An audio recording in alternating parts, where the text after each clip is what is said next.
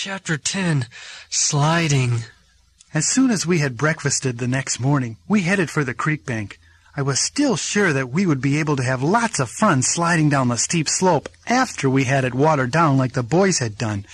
We stood at the bottom, gazing up at the top, thinking about the fun it would be after we had it wet good.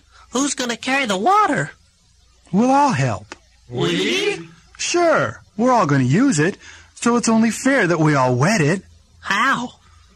Maybe they left one of their pails around. Pogo, get with it. The boys have arms with hands on the end. So? So they can hold on to pails and walk up the hill at the same time. And we've got mouths, and we don't need them for walking either, do we?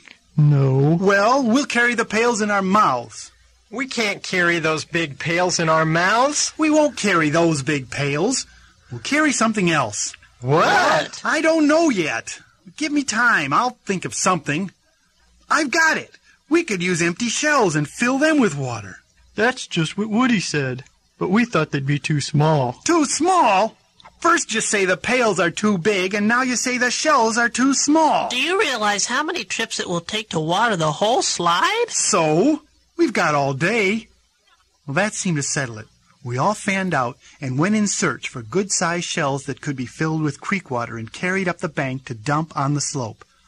Snapper thought that he might be able to help, but when he reached down to pick up the shell that he found, he groaned with pain and dropped it again. Oh, sorry, fellas, but you'll have to count me out. We excused him, and he sat at the bottom of the bank nursing his tender jaw. We all managed to find ourselves a shell, fill them with creek water, and then start our long trip up the bank with the shells held firmly in our mouths. Tubbsy hadn't gone 3 steps when he dropped his shell. The water spilled out and made a little puddle in front of him. Tubbsy groaned and picked up his shell again and went back for more water. It seemed to take forever to reach the top. By the time that I got there, I was hot and sticky and all out of breath. My mouth ached from gripping the shell so hard, and my legs ached from the long climb. I poured out my water carefully, making sure that it was on the steepest part of the slope so that it would be in the slide area. Flip crawled forward to dump his shell, too, and then Woody slowly plodded up to add his. Even with the 3 of them all together, it didn't make much of a wet spot on the bank. Let's hurry for another one. We went back down toward the creek again and dipped another shell of water. It was a long climb down and another longer climb back up. We trudged up the steep slope, puffing and panting, and finally managed to reach the top again. I was anxious for us to add our shells of water to what we had poured out before so that we could see the wet spot begin to take shape. I looked around, but I couldn't find any wetness. The whole steep bank was dry and dusty. It was a moment before I would admit the truth. In the time that it took us to travel down to the creek and crawl back up, the sun had already thoroughly dried our little bit of wetness. It was as though we had not poured out our shells at all. Woody dropped his shell right where he was, his disgust showing plainly on his face. Wasted effort. He started down the bank again, leaving the shell lay right where it was. Quietly, I followed him. Flip said nothing, but I heard him coming along behind us. Tubbsy, who was still on his way up the hill, set his shell down so that he could talk. What's wrong? Where are you fellas going? Have you got enough water already? No, and we never will have. The sun dries it out faster than we can haul it. You mean we won't be able to slide? Oh, come on, guys, don't give up so easy. But Woody had had enough. He started walking again, and as he moved forward, he deliberately stuck out a foot and tipped over Tubbsy's shell. Tubbsy hollered, really upset over what Woody had done. I had never seen Woody act so mean before. It made me realize just how upset he really was. What'd you do that for? I'll tell you, it's just no use. I was just saving your back-breaking trip up that hill. Come on. Don't we get to play? Sure. We're just going to wait until the time is right, that's all. Tubbsy turned then and followed me back down the hill. We all gathered on the grassy bank by the fallen log and stretched out in the sun. Those of us who had been climbing the steep slope were glad for the time of rest. It was late in the afternoon before we stirred much. We blinked and flexed our muscles and tried to work the cramps out of our legs. What are we going to do now? Is it the right time for fixing the slide yet? I had dreaded that question. I looked at the sky. It had clouded over.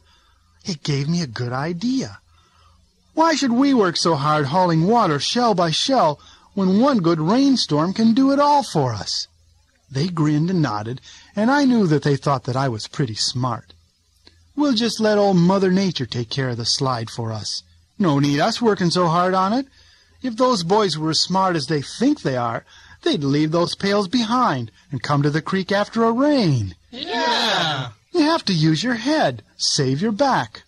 I think that we should call it a day early and get lots of rest so that tomorrow we'll be all rested up for that slide. The boys never come to the creek when it's raining, so we'll have the whole thing to ourselves. Everyone thought that was a super idea. They were all for resting so that they would be fresh for the big day tomorrow. I looked at the clouds again. I'd really be in a fix if the rain didn't come overnight. It rained all right. I crawled deeper into the dry, hollow log where I had gone to bed for the night and tried to shut out the noise of the thunder. It was still raining when we awoke the next morning, and when I joined the fellas, I could tell that they were all anxious to try out that slide. I insisted that we have a hearty breakfast first. I was starving. I wasn't used to going to bed so early, and it seemed forever since I had put something in my stomach. We ate in the rain. We didn't mind being wet, though I did hate to stick out my neck and feel the cool wetness run down it and drip into my eyes. At last we all had enough, and with great expectation we headed for the creek bank. Talk about a lot of goo! I had never encountered anything so sticky and messy in all my days. We tried to crawl up, but our feet got all muddy and our tummies dragged in the goo and weighted us down before we put one foot in front of the other. Where the slope had been dusty and dry the day before, now it was soggy and wet. Again and again we tried that hill. We would get so bogged down with the mud that we'd be forced to tumble into the creek to free ourselves of the load. After a dozen or more tries, Woody flopped down on the wet grass. It's no use. We'll never make it, not in this mess. We might as well give up. You said it. I'm through. It's a bit messy right now. Well, let's wait until the rain stops. A little sun on that slope, and it should slide like a wonder. Heads nodded their agreement, and we slithered back to the creek to wash ourselves off.